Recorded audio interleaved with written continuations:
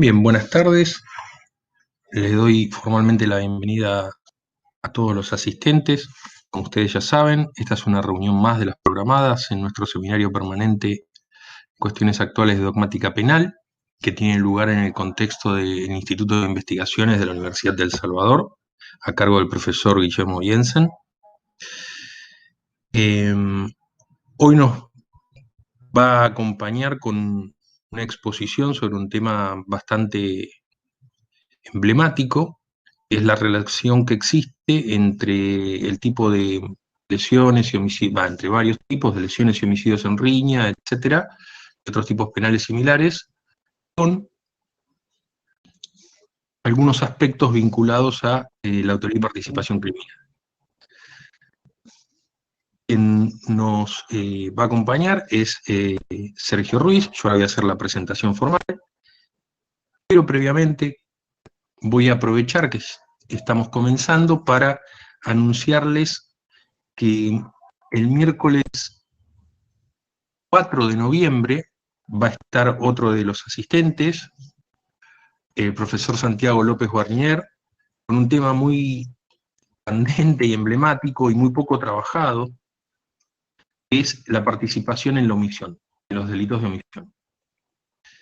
Luego le siguen otra serie de encuentros concatenados todos los miércoles hasta el miércoles 25 de noviembre, así que estén atentos a los que les interese participar y demás, que les van a llegar las invitaciones. Ahora sí, tengo que hacer la presentación formal de Sergio Alfredo Ruiz.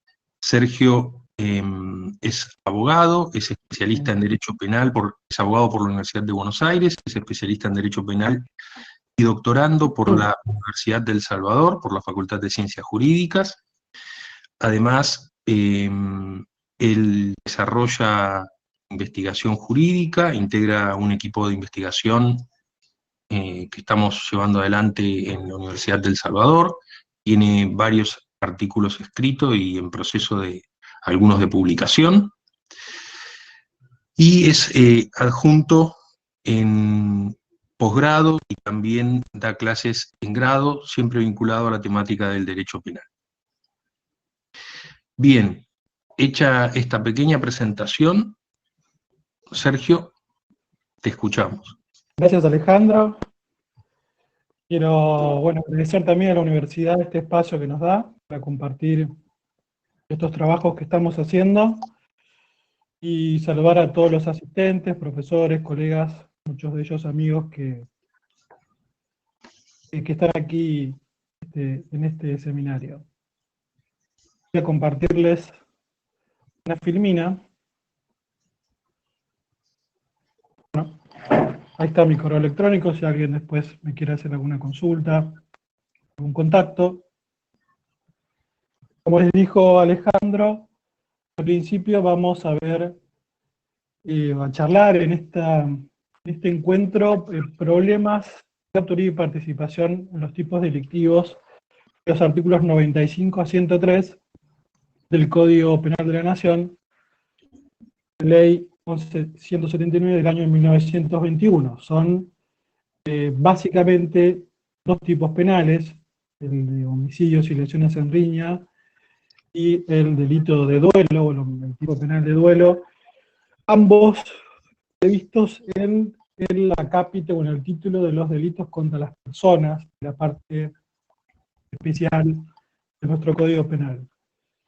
El punto de partida por el cual nosotros decidimos analizar estos tipos penales en particular tiene que ver con que los dos tipos penales presentan un apartamiento del régimen general que establece el Código Penal respecto de la participación criminal, en sentido amplio, es decir, se apartan de los principios generales establecidos en los artículos 45 y 49 del Código Penal relativos a la autoría y participación.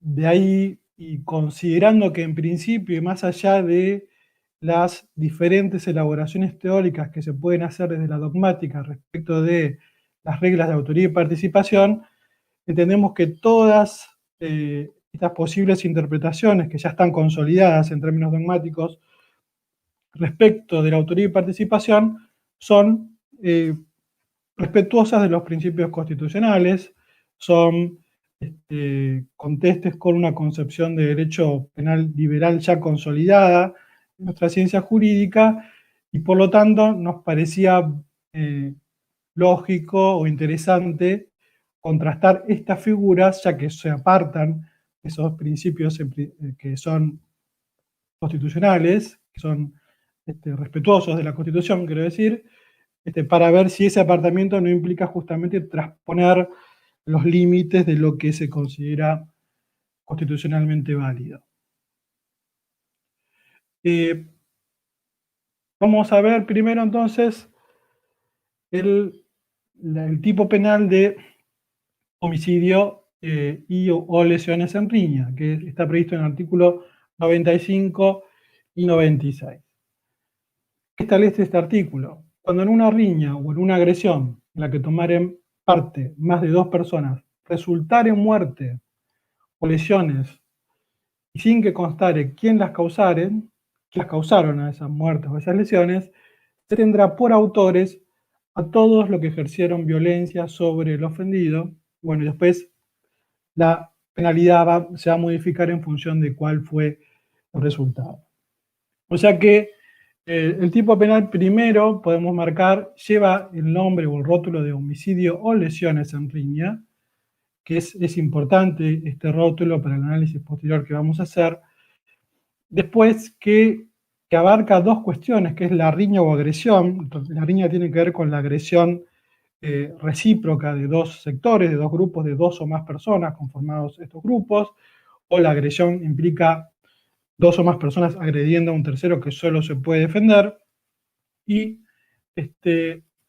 establece contiene 2 elementos. Primero, que se penaliza esta conducta de actuar en riña o en agresión en la medida en que haya un resultado muerte o lesiones. Y segundo, que este tipo penal se aplica siempre que no constare quiénes la causaron, a esa lesión o a esa muerte. Y en tercer lugar, y que es el punto más álgido, más conflictivo que tiene esta figura, es que dadas estas condiciones, o sea, la riña, el resultado muerte o lesiones, y el hecho de que no constare quién causó ese resultado, una presunción de autoría respecto de que ese resultado fue causado por todos aquellos que, habiendo participado de la riña, ejercieron violencia sobre el ofendido. Es una presunción de autoría de ese resultado. ¿Cómo conceptualiza Dona este delito? Bueno, dice él, es un delito de resultado en el que se da la producción de un homicidio o unas lesiones en condiciones objetivas y subjetivas particulares, que son las que les acababa de mencionar, ¿no? La idea de esta violencia, el resultado muerte o lesiones, y el hecho de que no constare quién es el autor. La característica más saliente, más conflictiva, en términos materiales, que tienen las riñas, tiene que ver con que la dinámica propia en que se cometen los hechos hacen que sea muy dificultosa la determinación justamente de quiénes son los autores de estos homicidios o lesiones. Algunos incluso dicen que no hay una dificultad, sino que hay directamente una imposibilidad de determinar quiénes son los autores. Entonces, ¿con qué nos encontramos en una riña? Bueno, con situaciones de altísimo disvalor de injusto en términos de disvalor de resultado, porque estamos hablando posiblemente de una muerte, y frente a ese altísimo disvalor de injusto por disvalor de resultado, nos encontramos con la necesidad de dejar impune el hecho por aplicación necesaria del indubio pro reo. La validez de la figura, tal como yo se las acabo de leer en nuestro código actual, ya ha sido cuestionado por los propios redactores del código, perdón, los propios redactores de esa norma en particular, el año 1891, o sea, hace casi 130 años que los propios redactores de la figura se cuestionan si es válida la forma en que se está abordando, solucionando este problema. En el año 2006, eso es en el ámbito de la doctrina, si se quiere,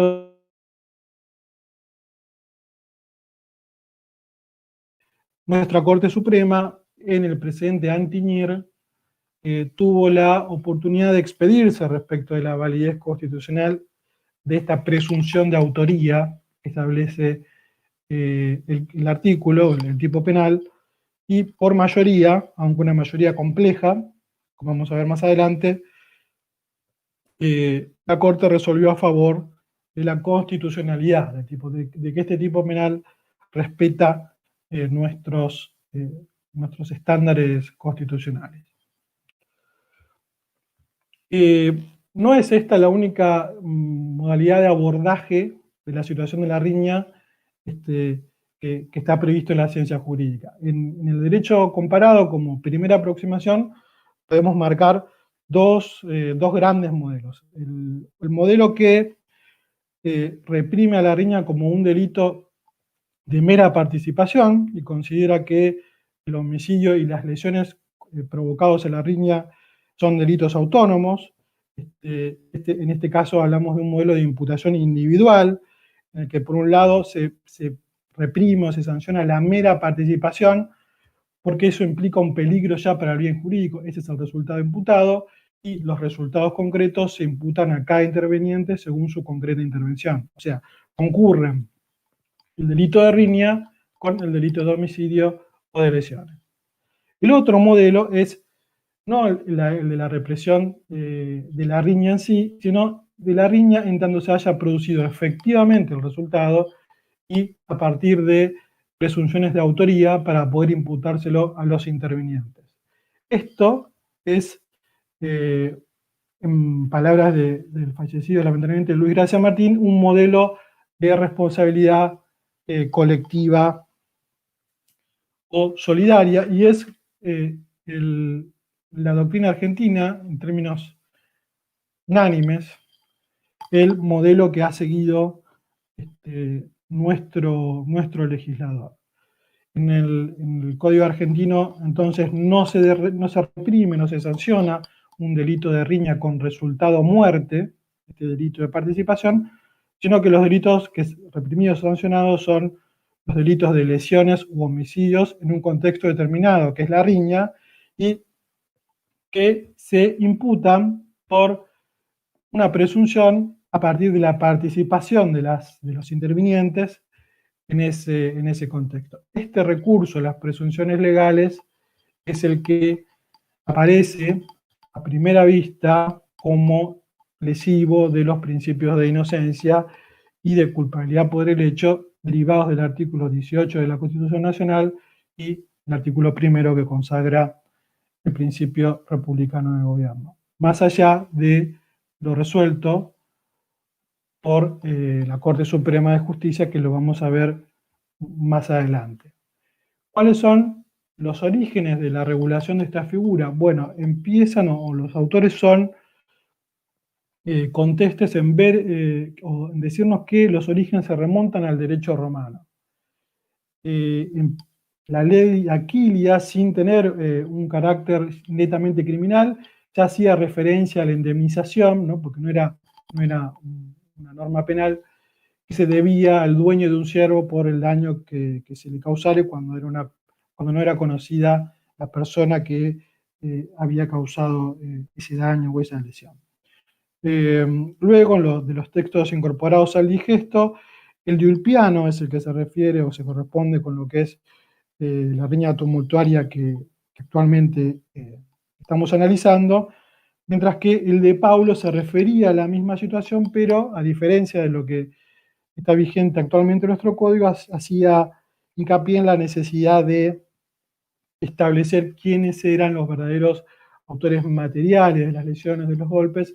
En definitiva, como nos dice García Planas, lo que establecía la ley Cornelia era establecer una responsabilidad de tipo individual por las lesiones sufridas, y en el caso de que ello no ocurriera, el homicidio quedaría absolutamente impune.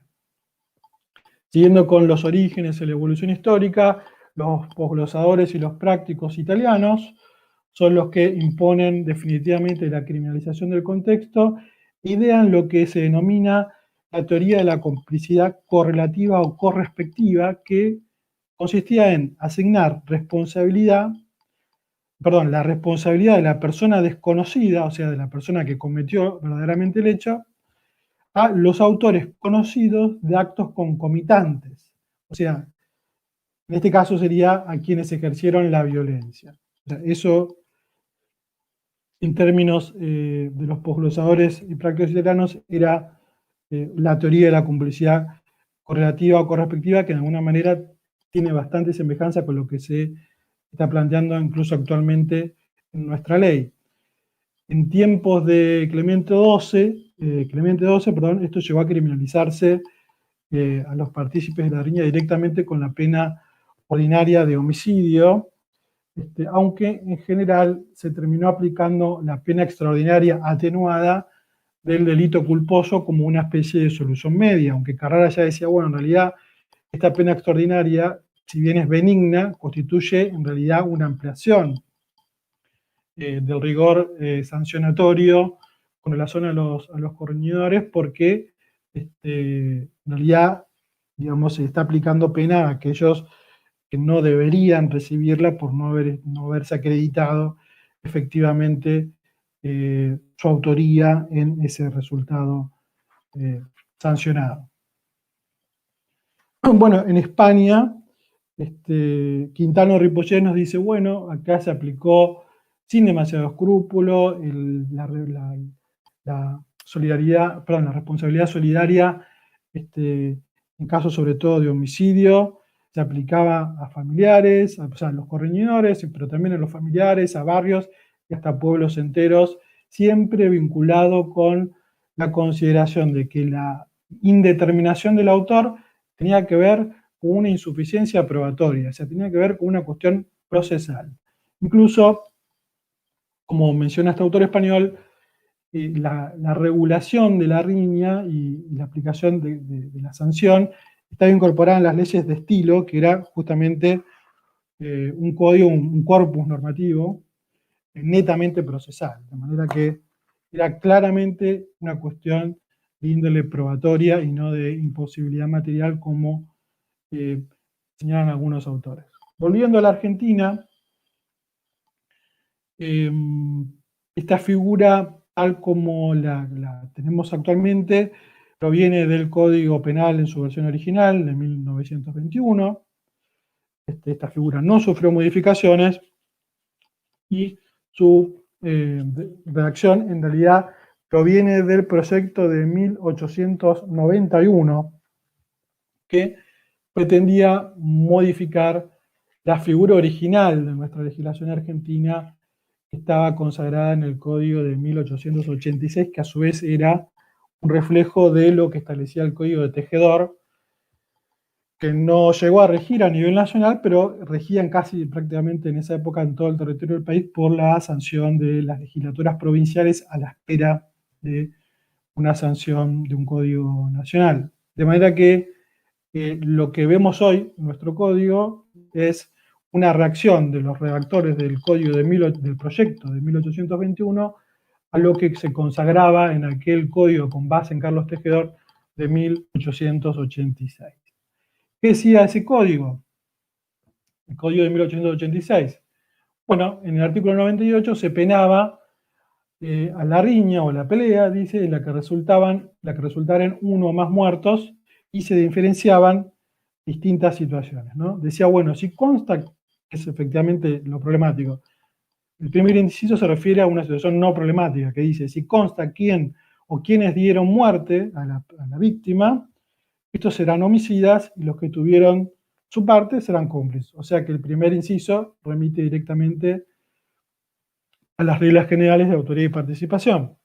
Después, bueno, establecía otras alternativas. Si la muerte se producía por un número de heridas no mortales en sí, todos los autores de esas heridas eran homicidas y punibles con la pena mínima del delito de homicidio, y si no constaba quiénes habían realizado las heridas, se establecía una pena genérica y menor, más benigna, de 1 a 3 años para todos los intervinientes.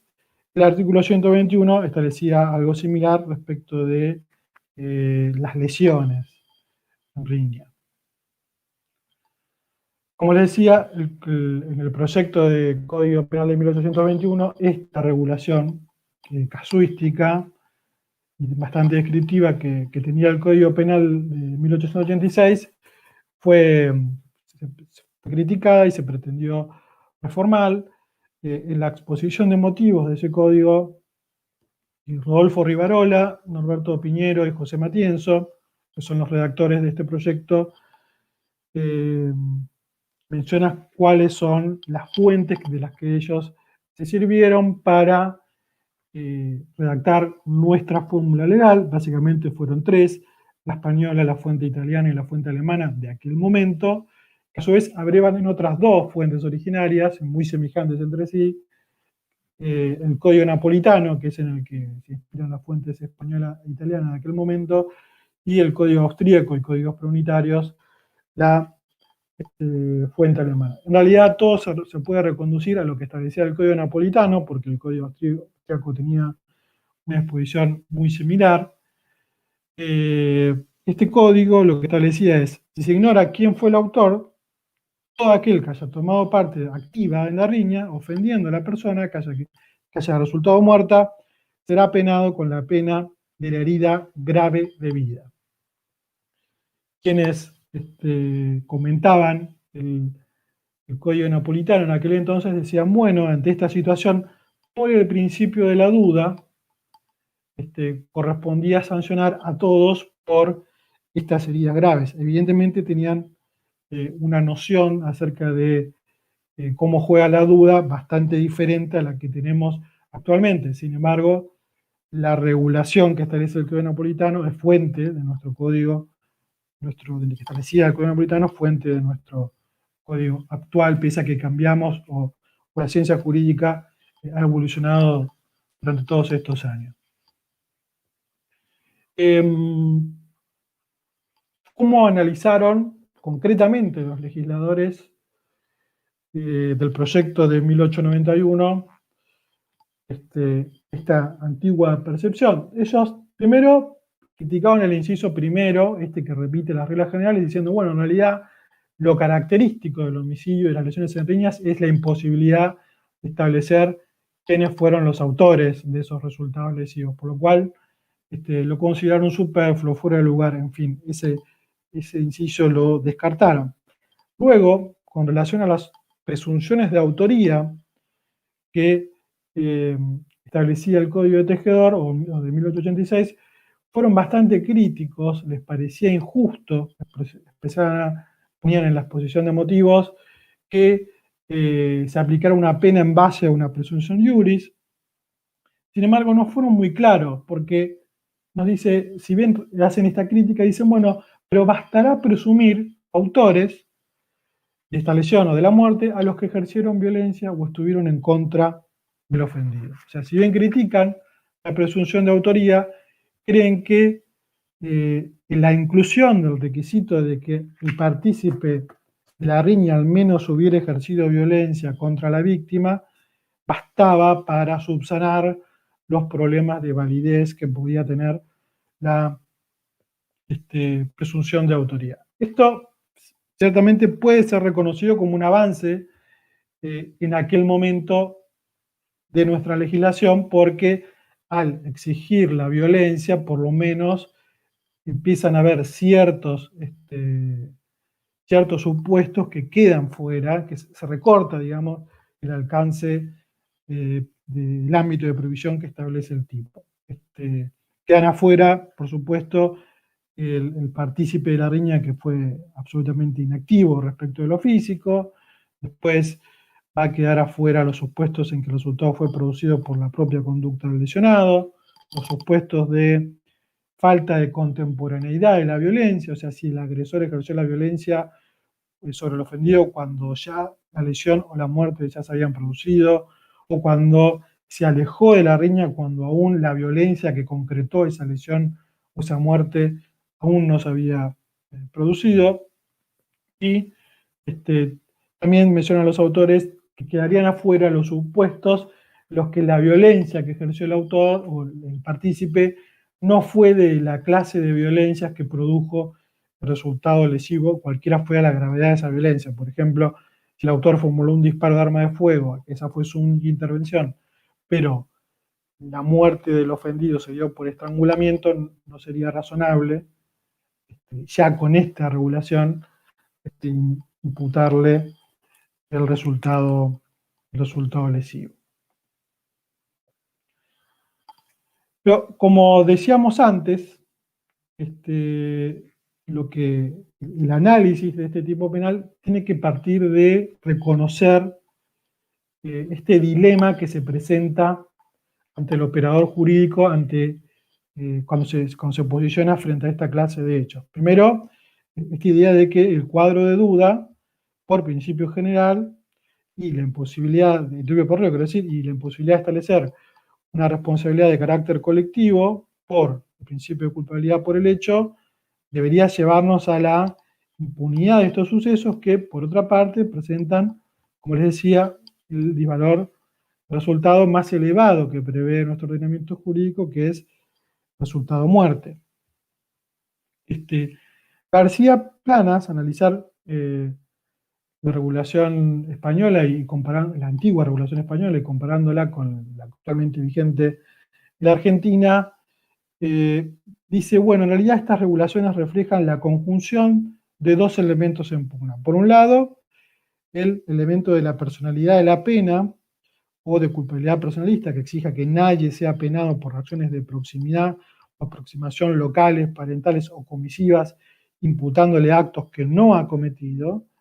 Y por otro lado, el deseo, la necesidad, si se quiere, de que ningún delito quede a priori impune, aunque esto conlleve el resultado de que se castigue como autor al que no lo es o puede no serlo. El dilema se presenta entonces de esta manera, y autores de renombre de la doctrina, como el clásico comentarista Rodolfo Moreno Hijo, frente a este dilema, que él lo tiene bien en claro y lo deja bien patente, considera que nuestra regulación, lejos de transgredir determinadas normas, en realidad es un acto de justicia o responde la regulación a principios indiscutibles de justicia. Él nos dice, bueno, la ley justamente se encuentra en estos casos en presencia de un dilema porque entre varios sospechados hay uno que es autor del crimen,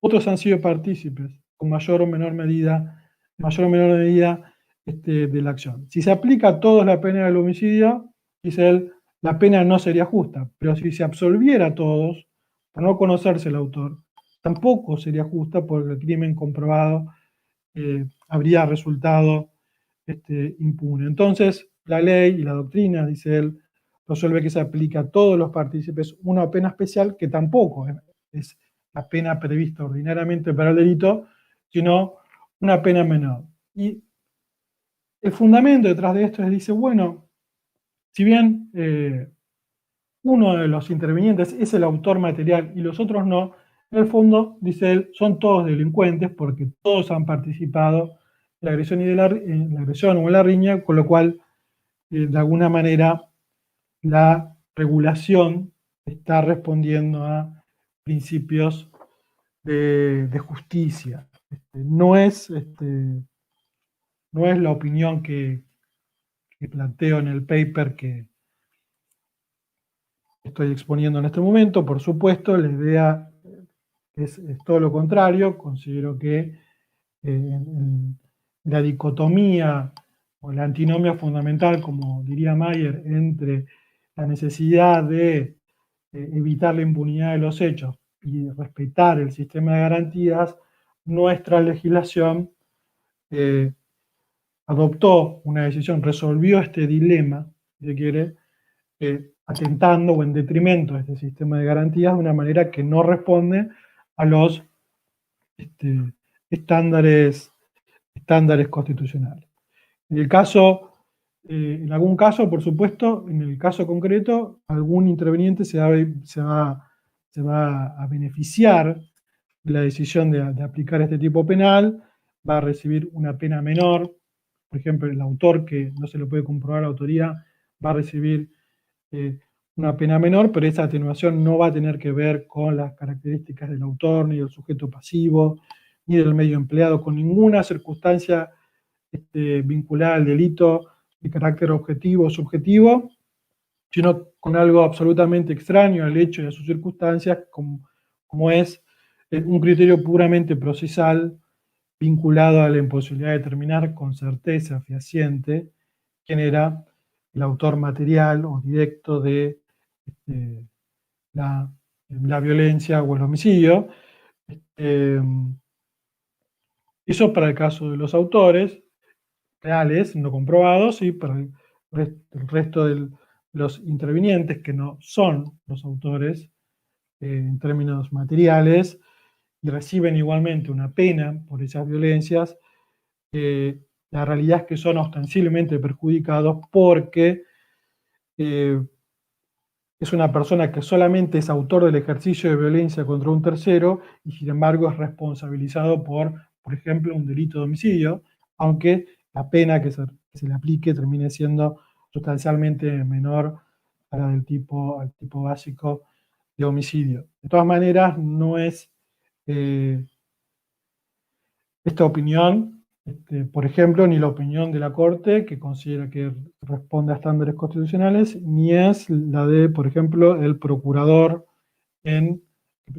Casal en el fallo Anteñir, que también entiende él que frente a esta situación es válido que, habiendo puesto estos requisitos de ejercicio de violencia, indeterminación del autor, el legislador consagre una pena, teniendo en cuenta sobre todo que es una pena menor frente a la del tipo básico. Bueno, acá en esta firmina hablo un poco de lo que acabo de decir.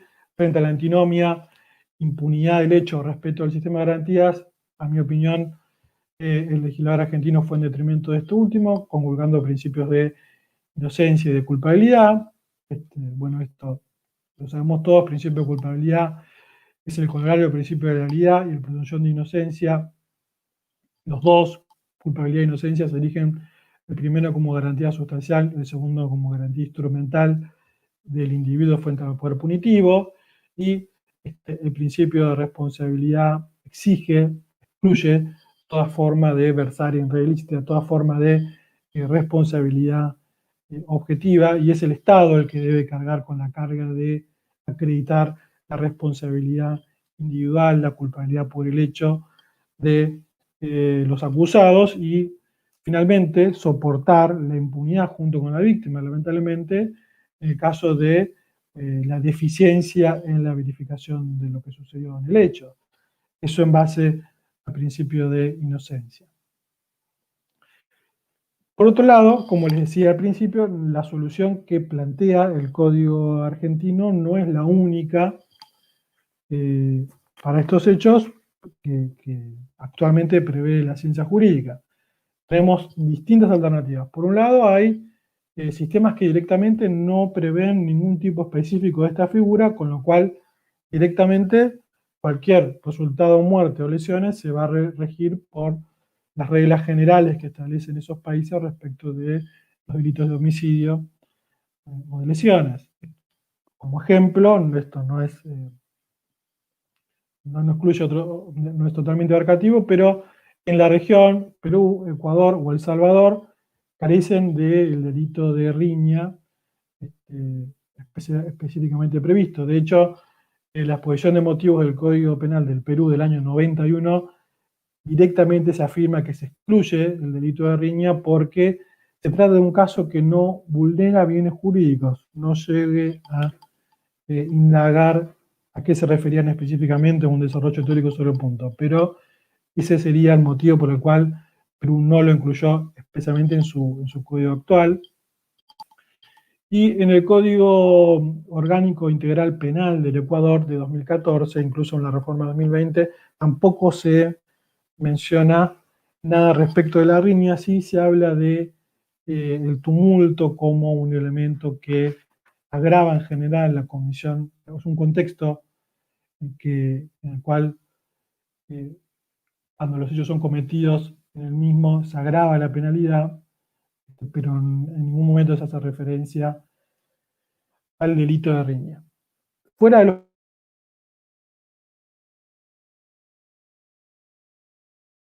de los dos grandes sistemas de los que hablé al principio. El primero es el sistema que podemos llamar europeo actual, en el que básicamente se sanciona la mera participación de la riña. O sea, la riña aparece como un delito de participación, considerando que ya es un factor de peligro frente a los bienes jurídicos, vida, integridad corporal. Entonces, en el sistema español, por ejemplo, la pena para una riña es penada directamente con independencia del resultado. Dice el código que riñen entre sí, acometiéndose tumultuariamente y utilizando medios o instrumentos que pongan en peligro la vida o la integridad de las personas, serán castigados por su participación en la riña, con la pena de 3 meses a 1 año o multa de 6 a 24 meses.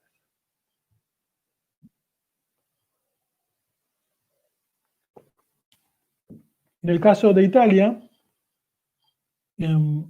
también se sanciona la mera participación en la riña, pero se agravan la penalidad cuando se produce resultado muerte o lesiones. En el caso de la mera participación, hablaremos de una pena de multa de 309 euros.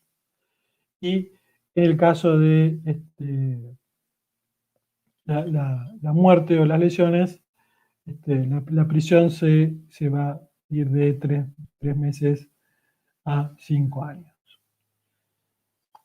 ¿Cuál es el modelo alemán? Que también podemos incluir dentro del sistema europeo. Bueno, en el Código Penal alemán, en el parágrafo 231, se prohíbe, o se sanciona la mera participación en la riña, pero se condiciona la punibilidad a la concurrencia, resultado, muerte o lesiones. Es decir, el delito es participación en riña con resultado muerte o lesiones.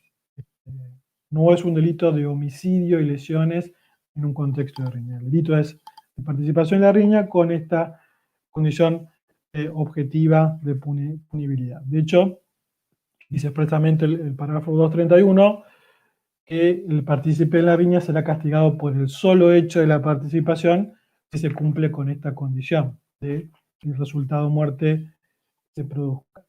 ¿Qué consecuencias tiene el sistema europeo o el reconocimiento de este esquema en Alemania? Bueno, primero que se admite el concurso entre riña y homicidio y las lesiones. O sea, la punibilidad de un hecho es indistinta del otro y pueden concurrir la comisión del delito de riña junto con el homicidio, las lesiones en concreto. Y también que el propio lesionado puede ser autor de la riña, o sea, puede ser víctima de lesiones, por ejemplo, pero en tanto intervino en una riña, también puede ser sancionado por esa intervención. Estas hipótesis concursales en realidad son inconcebibles en la legislación argentina, donde rige el principio de subsidiariedad del tipo de riña, porque solo se aplica bajo la condición de desconocimiento real del culpable o del autor del resultado. En la medida en que conozcamos el autor concreto de ese resultado, el tipo de riña se desplaza y se reconduce el caso al tipo básico o agravado, según el caso de homicidio o de lesiones. ¿Cuál es el modelo que sigue nuestro código argentino? Bueno, sigue el antiguo sistema europeo. Es un modelo que, como les decía, se basa en presunciones de autoría, que ya es un modelo ya abandonado en las legislaciones de origen y implica un apartamiento de las reglas generales de autoría y participación. Esto, en la doctrina, la idea de que seguimos este modelo, es absolutamente unánime, no, porque, como veremos, la Corte Suprema consideró que Argentina no necesariamente sigue este modelo antiguo en su legislación. Hablando de la doctrina argentina, algunos tratadistas de la parte especial, como Soler o Ricardo Núñez, no cuestionaron directamente la validez o la inconstitucionalidad del delito de riña, pero sí coincidieron en cuál es el modelo que escribió en otra legislación. Soler, si bien no fue directamente crítico de la validez, él de alguna manera nos exhorta en su trabajo para evitar o minimizar los efectos de la ficción de autoría, agotar la consideración de la posible autoría de cada uno o varios. O sea, él prefería no aplicar este código, exhortaba a agotar todas las alternativas posibles, probatorias en definitiva, para determinar quién fue el autor concreto de este resultado. Además, Soler, en el proyecto de 1960, propone una modificación de la figura que consagra la sanción de la mera participación de en riña, por considerarla peligrosa para la vida o para la integridad de las personas, y la concurrencia al resultado muerto o lesiones aparece como agravando la figura básica de la participación en riña. Este proyecto nunca fue sancionado, que es un proyecto que es parecido al sistema italiano actual, y Dona, cuando lo analiza, nos dice, bueno, fíjense que este proyecto admite las hipótesis como sanciona el delito de mera participación en riña, admite las hipótesis concursales posibles, por ejemplo, y aceptadas por la doctrina en Alemania. Otros autores sí fueron mucho más críticos. Eusebio Gómez, Fontán Balestra, Dona, han sido muy críticos con esta posición. Considera que las presunciones son inadmisibles. Fontán Balestra dice, bueno, se critica el hecho de que se pasa de la responsabilidad por la violencia o Pelegis a la responsabilidad por las lesiones o por la muerte. Dice, bueno, citando a Carrara, en realidad la verdadera razón de esta legislación es que la práctica encontró repugnancia en dejar impunes estos hechos y estableció una culpa repartida entre todos los que intervinieron en ese resultado o en ese acto que inmediatamente provocó, fue causa inmediata del resultado. Dona directamente dice, esto es un delito de sospecha, la razón de la pena que se está imponiendo no puede ser otra que la sospecha, la falta de pruebas, la presunción, la sospecha de haber contribuido a la causación de un homicidio o unas lesiones, pero no la verificación de que se ha realizado este hecho por la propia conducta. Como ven, ningún doctrinario ha sido elogioso de nuestra regulación, sin embargo, ella sigue vigente, y la Corte Suprema, a contramano de lo que señala la doctrina, en lo que hay acuerdo unánime, que era la idea de que nuestro sistema sigue el antiguo modelo europeo de presunción de autoría y establecimiento de una especie de responsabilidad colectiva, el tribunal considera que nuestra regulación o sigue un esquema de índole preterintencional o, en su defecto, que directamente puede ser interpretado a la luz directamente del sistema alemán, la idea de que se sanciona un delito de mera participación y el resultado, muerte o lesiones, aparece como una condición objetiva de punibilidad. Claramente lo que se intenta con ello por parte de los miembros de la Corte es sortear las objeciones constitucionales que surgen naturalmente del tenor literal de nuestra regulación. En lo personal, si bien me parece loable la intención de interpretar el tipo de manera tal que responda a los principios constitucionales, me parece que las interpretaciones que postularon no son válidas desde el tenor literal de la ley, no son admisibles, y que hubiera sido más conveniente directamente tomar la decisión, ese último recurso, que es la declaración de constitucionalidad, si bien es una decisión grave, no, eso lo reconozco, pero hubiera sido una decisión dotada de mayor racionalidad y entiendo que hubiese allanado el camino para un cambio en la legislación que sea acorde a lo que establece la Constitución Nacional. Los votos que conforman la mayoría y que consagran la validez constitucional se pueden dividir o se pueden sistematizar en dos modelos, digamos. Un grupo de ministros, 3 ministros, Hayton de Nolasco, Lorenzetti y Petracchi, postulan que en realidad nuestro código sanciona un delito preterintencional. La centralidad del tipo penal tiene que ver con la mera participación en la riña con ejercicio de violencia y consideran que esta conducta es dolosa en cuanto a la participación en la riña y el ejercicio de violencia. Por actuar los intervinientes en esa dinámica grupal ya tiene consigo la carga de una imprudencia respecto de la producción de la muerte o de las lesiones y que por eso es que se está sancionando al autor doloso de la violencia en el contexto de la riña por aquellos resultados muerte o lesiones. Otros 2 ministros, Zaffaroni y Argibay, postulan que en realidad nuestro tipo penal podría responder o podría ser analizado a la luz, soporta ser analizado a la luz del modelo europeo, sobre todo del modelo alemán. Esto implicaría que nuestro código no pena la producción o realización de un homicidio o lesiones en un contexto de riña, sino que, al revés, pena la participación en riña por los riesgos y el desvalor que esa conducta entraña en sí misma y los resultados, muertes o lesiones, aparecen justamente como en el modelo alemán, como una especie de condición, una condición objetiva de punibilidad.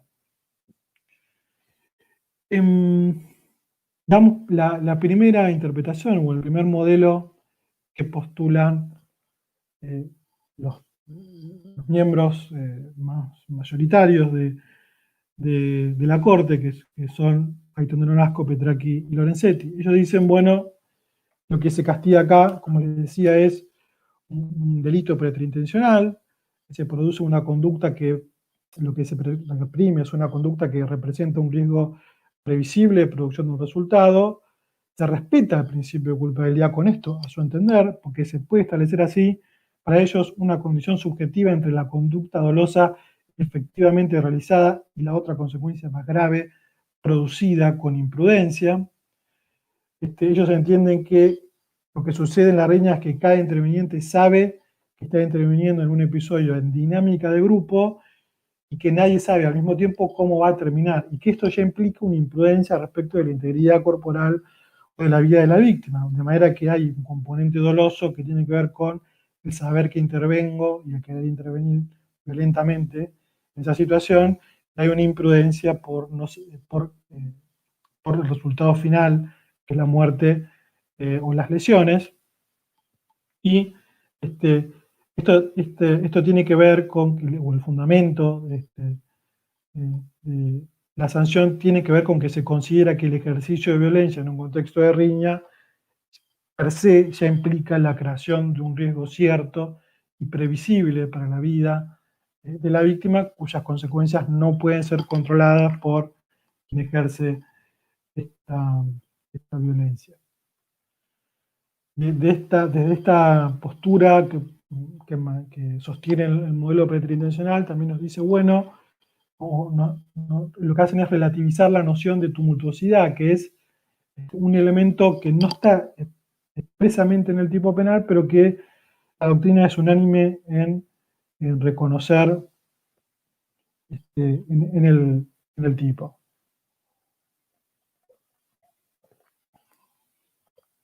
En realidad, la tumultuosidad hace referencia a, para algunos autores, solamente a la multiplicidad de intervinientes en el acto. Otros dicen, bueno, además, esa tumultuosidad es necesariamente confuso el hecho, no es simplemente que intervengas muchos. Y otros dicen, bueno, tumultuosidad es eso, y además que sea imposible determinar quién fue el autor. O sea, cada doctrinario le pone a la noción de tumultuosidad distintos componentes. Desde este voto se relativiza esta noción y dice, bueno, en realidad no es la premisa inexorable en la que se basa la ley, estas nociones para criminalizar la conducta. Y lo que nos dice es, puede haber una riña, o sea, como relativiza esta noción, dice, puede haber una riña en la que sí se determine quiénes son los autores, pero eso no quita para esta interpretación que la riña igualmente exista. De modo tal que para estos jueces o nuestros ministros de la Corte, es posible, son en nuestro Código Penal o bajo nuestra regulación, son posibles las hipótesis concursales de las que hablamos antes.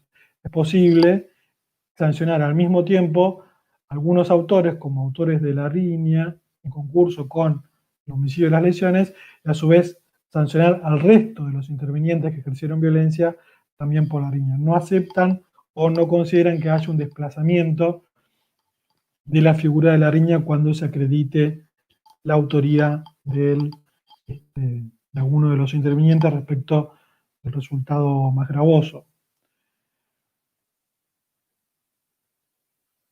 El otro modelo es el que considera que la regulación argentina es posible, es pasible de ser interpretada bajo las nociones del sistema o de la legislación alemana. La lleva adelante sobre todo esta postura Zaffaroni, y Argibay se suma a esa. Zaffaroni nos dice, primero reconoce que a partir de los antecedentes normativos y del análisis del tenor literal del texto del tipo penal, la doctrina es unánime en considerar que lo que se castiga es el homicidio y las lesiones en riña y no una riña con resultado de homicidio o lesiones. Él dice, bueno, reconozco que la doctrina dice esto, que es unánime, que se basa en antecedentes normativos y en el análisis del tenor textual del tipo. Sin embargo, acepta o él postula una interpretación que la enrola a nuestro sistema con el modelo alemán. Primero dice, el texto argentino no desprecia totalmente al modelo alemán, porque además de incluir la riña, incluye la agresión o Angriff, no sé si está bien dicho, de manera que está incluido en ese modelo y que no está incluido en el resto de los modelos. Para Zaffaroni no se consagra una presunción iuris de autoría en base a una orfandad probatoria, sino que lo que existe es una verdadera imposibilidad material de establecer participaciones derivadas del carácter tumultuario de la riña. O sea, dice él, el hecho de que no constare quién es el autor del resultado en realidad no es una cuestión probatoria de deficiencia judicial, de ausencia de elementos o recursos para probarlo, sino que es directamente una cuestión de improbabilidad absoluta, una cuestión de imposibilidad material que no puede ser resuelta. Y considera que lo que hace nuestro Código Penal es reprimir la participación en la riña tumultuaria en circunstancias específicas. Uno, cuando se produce la muerte o lesiones de la víctima, esto es condición objetiva de punibilidad, y siempre que los intervinientes hubieran ejercido violencia sobre quien resultara muerto o lesionado por la violencia. Definiendo así el tipo, nos dice, no hay una presunción, no se responsabiliza a la gente por una mera presunción, sino que por su propia conducta, que implica la intervención en una riña y con el ejercicio de violencia. Después, dice, no hay una transgresión al principio de la duda porque no hay dudas de la participación de esta persona en la riña, no hay duda de su ejercicio de violencia, no hay duda de que la riña produjo la muerte. Y también nos dice, no nos encontramos ante un caso de responsabilidad objetiva porque la gente lo que está haciendo es responder por una consecuencia causalmente determinada por su conducta y abarcada como posible por su capacidad de previsión, por su capacidad de previsión. La postura que entiendo yo es la adecuada y que se adecua, la que corresponde, se corresponde con los principios constitucionales, es la que postuló el ministro Fayt en disidencia, es el único de los ministros que votó a favor de la invalidez constitucional de este tipo penal. Nos dice básicamente lo que venimos diciendo en sentido crítico a lo largo de esta exposición. En realidad se configura en este supuesto una situación de responsabilidad objetiva, hay una presunción de autoría que se traduce en una situación de responsabilidad objetiva y de responsabilización solidaria a todos los intervinientes en este hecho. Como mínimo, dice él, hay una aminoración del principio de culpabilidad que ya en sí misma representa una situación de transgresión constitucional. Él rechaza todas las interpretaciones que aludan a la violencia como un elemento que acota el ámbito de previsión del tipo y lo convalida constitucionalmente. Él dice, bueno, en realidad la idea de que la violencia guarde una relación de idoneidad general y causal con resultado propio del modelo penitenciario no convalida la extensión de punibilidad que implica el tipo. Establece el tipo para Fayt una presunción de causalidad, cuando en realidad debiera ser al revés. Primero debemos establecer si hay algún tipo de vínculo entre la acción y el resultado lesivo, y luego determinar si esta persona actuó, o cómo actuó esta persona en términos subjetivos, si con imprudencia, si con dolo, si su intervención tiene que ver con una cuestión preterintencional.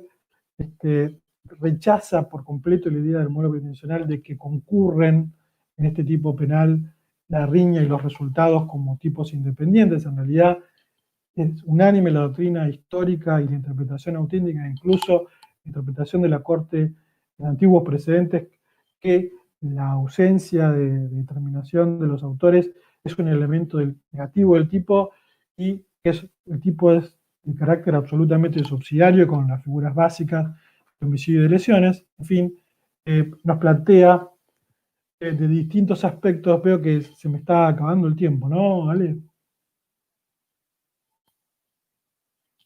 Perdón. Perdón que no podía desmutear. Sí, ya sería bueno ir redondeando, Sergio, unos minutos más, ¿sí? 10 minutos más y redondeando. Básicamente, Fayt nos confronta el tipo penal con su interpretación auténtica por los legisladores originales, por el análisis doctrinario que ha hecho a lo largo de estos 130 años la doctrina argentina, y con el tenor literal del tipo, y coincide que es imposible admitir que se presente, o sea, que esto implique un modelo análogo de tipo penal y que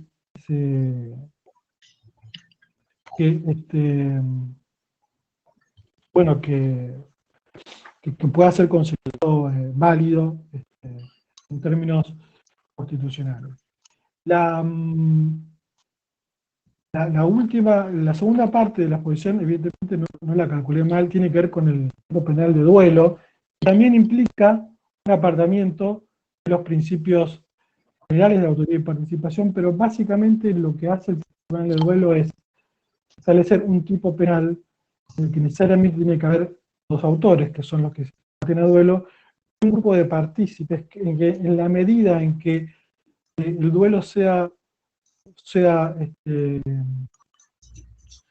la medida en que el duelo sea regular, van a ser impunes respecto del hecho. Por eso decimos que también está parte de las reglas generales de la autoría de participación, porque vamos a tener cómplices necesarios en un hecho delictivo que van a ser, en principio, impunes, sobre todo cuando hablemos de los padrinos que tienen un trato absolutamente privilegiado en nuestro código penal. Lo voy a dejar de lado, esto lo pueden consultar en el paper. La regulación, sobre la regulación de duelo, hay algunas cuestiones conflictivas que tienen que ver con en qué medida deberíamos sancionar el duelo, si no debiera quedar impune. Algunos consideran que directamente es un privilegio inaceptable que te permita estar muerto una persona en el contexto de duelo, considera una concesión a la justicia por mano propia, y otros autores dicen, bueno, en realidad, en la medida en que haya un acuerdo de voluntades, un consentimiento respecto de la afectación de bienes jurídicos, se quiere en términos más modernos una autopuesta en peligro consentida por parte de los intervinientes, alguien que sea sancionado, porque no podemos dejar este hecho impune, pero al mismo tiempo también es válido ponerle una pena menor. Esta es la postura que tiene nuestro código, y a mi juicio, lo que sucede es que evidentemente es un criterio de política criminal, uno puede estar a favor o en contra, pero que en principio no aparece transgrediendo los estándares constitucionales como sí lo hace la regulación del delito de riña. Y algo que llama la atención es que justamente cuando se trata de duelo, el legislador sí elige un modelo al estilo alemán de la riña, porque establece un delito de mera participación en el duelo con penas agravadas según el resultado de ese duelo, lo cual me pareció interesante. Como nota de color, Carrara decía que la riña es el duelo entre plebeyos y el duelo es la riña entre caballeros, o algo así, no sé si lo estoy parafraseando. Como consideraciones finales, bueno, las que les señalé antes, en lo que se refiere a duelo, no podemos hablar de algo que esté directamente sea contrario a los estándares constitucionales. En cambio, sí podemos decir que el duelo, la riña tal como está regulada actualmente, afecta principios constitucionales básicos. En eso hay acuerdo mayoritario en la doctrina, y hay acuerdo unánime respecto del modelo teórico que está siguiendo nuestro código. Nuestra Corte Suprema, en cambio, ha seguido otro camino. Primero, desconoce este acuerdo unánime de la doctrina y va por otro tipo de interpretaciones respecto al modelo que seguimos, y por otro lado acepta la validez constitucional. Al mismo tiempo hay que tener en cuenta, la mayoría anti-MIR se conforma de una manera particular, porque la mayoría tienen dos modelos que son disímiles, el pretensional, el modelo de mera participación alemán, y por otro lado vemos que la disidencia tiene un nivel de fundamentación que pone frente a una mayoría media dividida, fortaleza su posición. Creo que eso es todo. Dale, la última parte fue un poco más rápido, más resumidamente. Les agradezco la presencia y la paciencia, sobre todo por esta última parte que es un poco el acelerador. Bueno, Sergio, muchas gracias por tu exposición. Eventualmente, quien quiera más detalles, Sergio ahí dejó su correo electrónico, puede escribirle. Acá, Sergio, hay bueno, hay felicitaciones y demás, y te traslado una pregunta, sí, que la dejaron en el chat, eh, es la siguiente. ¿Dónde estamos? Acá. ¿Cuál sería la diferencia sustancial entre la riña y la agresión a la que se refiere la norma, ¿no? Sí, la agresión, perdón, la riña es el ejercicio de violencia recíproca entre dos grupos. Implica una confrontación entre dos o más personas. Algunos autores preguntan si es 2 contra 1, perdón, si es 2 contra 2 o tiene que ser 2 en total, en fin, pero la mayoría considera que al menos es la confrontación, decía el antiguo Código Penal español, el acometimiento tumultuoso y recíproco y confuso de dos o más personas, grupos de dos o más personas. En cambio, la agresión es una situación en la que dos o más personas agreden a un tercero que solo se considera que en este contexto atina a defenderse de la situación. Bien. Sergio, si vos tenés acceso al chat, Sí, bueno, dale. déjale, por favor, ahí a los asistentes tu correo que lo están pidiendo. Santiago, vos podés habilitar directamente audio y video. Santiago está para unas preguntas.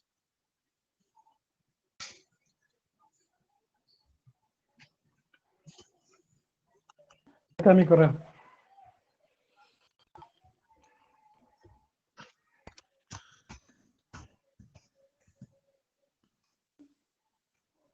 Gracias. Bueno, Gracias, Santiago. podía. Sergio, ¿cómo andás? ¿En vos?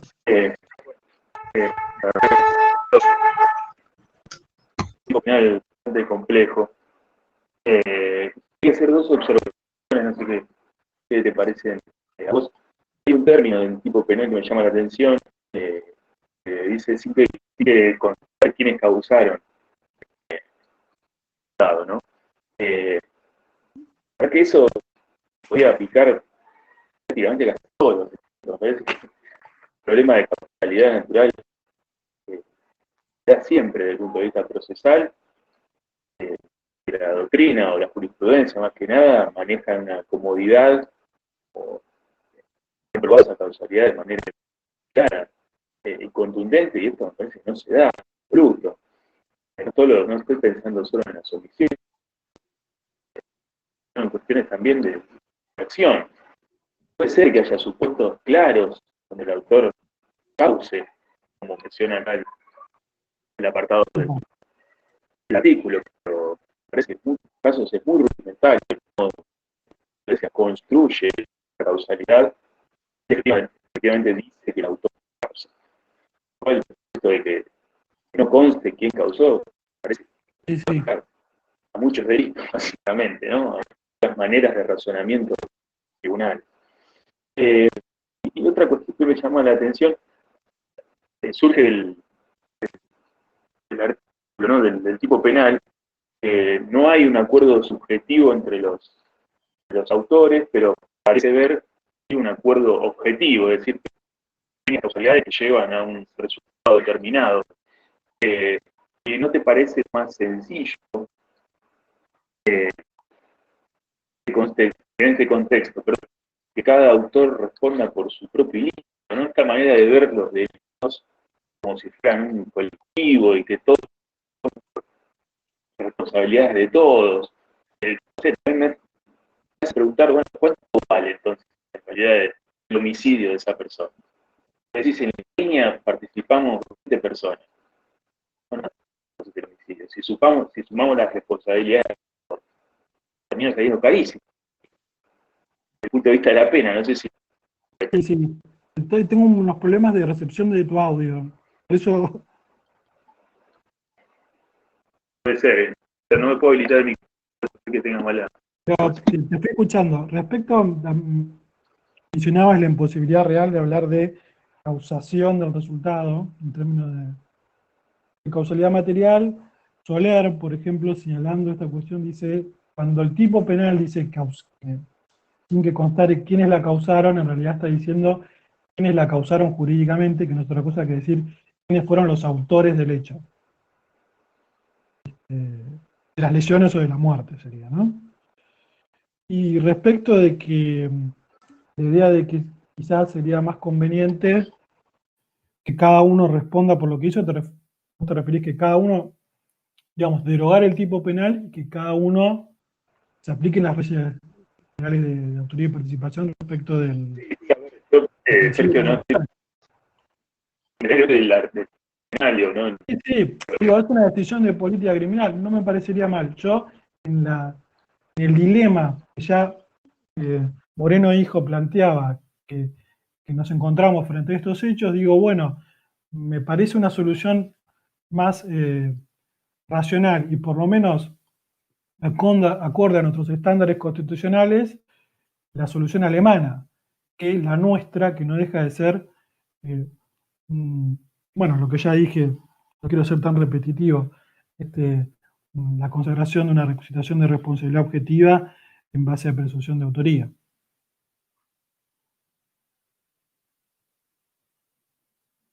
Pero sí, el camino que vos postulás es el que algunos códigos de nuestra región, como mencionaba Perú, El Salvador y Ecuador, están siguiendo directamente, no lo prevén al tipo penal. No existe la riña como tal. Yo te interrumpo un segundo. A ver, no sé lo que dice el código estrictamente, digo, la idea que traslada el código es la correcta desde el punto de vista de la imputación. Lo que diga el código, lo que diga el legislador. No sé, digo, eso es la idea, si es una idea correcta, si es trasladable en los hechos. La idea de que es causen se llama poderosamente la. Y también la decisión es que, bueno, que esa falta de acuerdo subjetivo, sí objetivo, de pequeñas causalidades, termina llevando, pero esto también sucede en la participación en general, ¿no? A un resultado con un valor de la muerte dado. Por eso pienso, si no es razonable, que cada uno responda por su propio hecho. Esto trasladado también a las omisiones. Bueno, por supuesto, que es digamos, la cuestión legislativa y del código actual, ¿no? Y en eso no hago mayor detenimiento. Te agradezco, Sergio. No, por favor, gracias a vos. Gracias, Santiago. Bueno, me parece que mientras ustedes discutían ahí, acá aparece un comentario que viene a zanjar lo que está sucediendo realmente.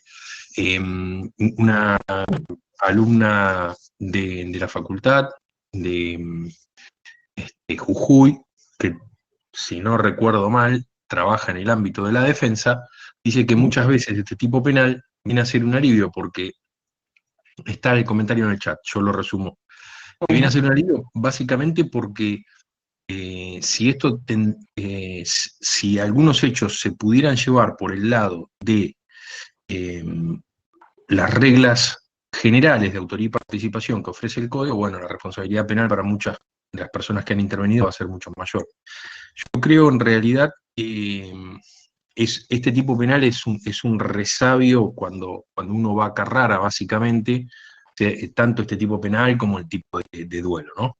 Son resabios de la antigüedad, donde se admitía tal vez con menos pruritos que hoy el hecho de que había que solucionar ciertas cosas y subyacía atrás de todo esto un ideal de justicia. O sea, si yo no puedo probar quién fue, bueno, los hago responsable a todos porque en definitiva yo no puedo dejar impune una muerte. Si el homicidio es un delito grave o yo no lo puedo dejar impune, entonces tengo que ir por este lado.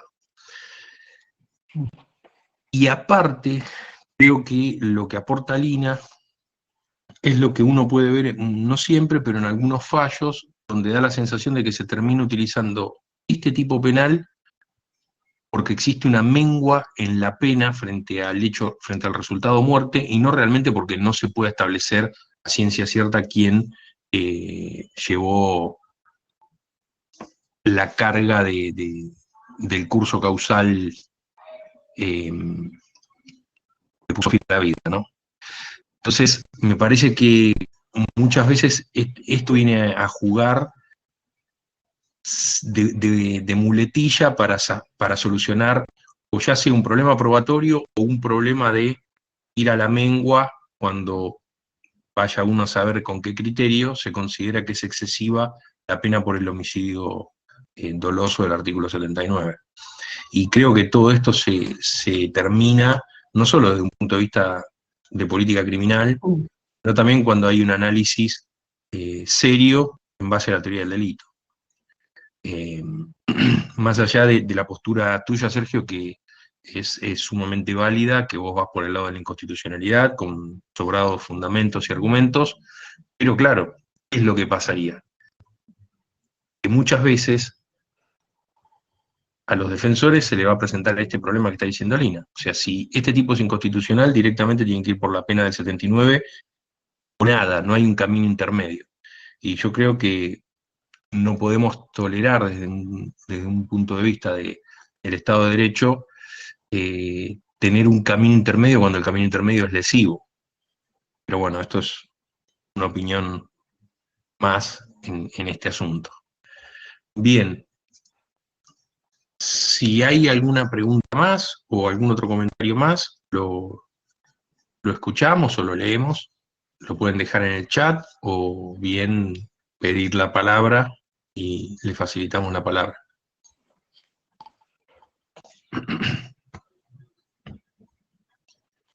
Bueno, hoy vamos a dejar acá esta reunión entonces, agradeciéndole la participación a todos los que se conectaron y a nuestro expositor. Y recordarles... Sí, Sergio. No, también quiero agradecer a todos. Y recordarles a todos que el miércoles 4 de noviembre, sería el primer miércoles de noviembre, va a exponer Santiago López Guarnier, que es quien intervino en primer término, sobre un tema muy complejo, pero que Santiago lo maneja con mucha profundidad porque, bueno, forman parte de sus investigaciones desde hace tiempo, que es la participación en la omisión. Vamos a enviar las invitaciones, ustedes se confirman la voluntad de participar y después vamos a ver si lo hacemos a través de esta plataforma o si lo hacemos a través de alguna otra plataforma, porque el expositor necesita tener una conexión distinta. Esta plataforma le trae problemas, así que vamos a ver esto. Acá, bueno, Paula Rojas agradece, gracias a ustedes por haber estado y por participar. Y bueno, hoy, acá no hice la mención al inicio, pero también tenemos participantes de Corrientes, creo que también de Tucumán, se conectó otra vez un participante de Perú, así que fue representativo.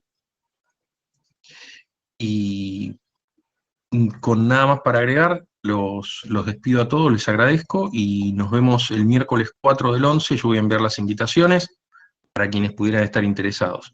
Y allí estaremos discutiendo seguramente con Santiago sobre este tema.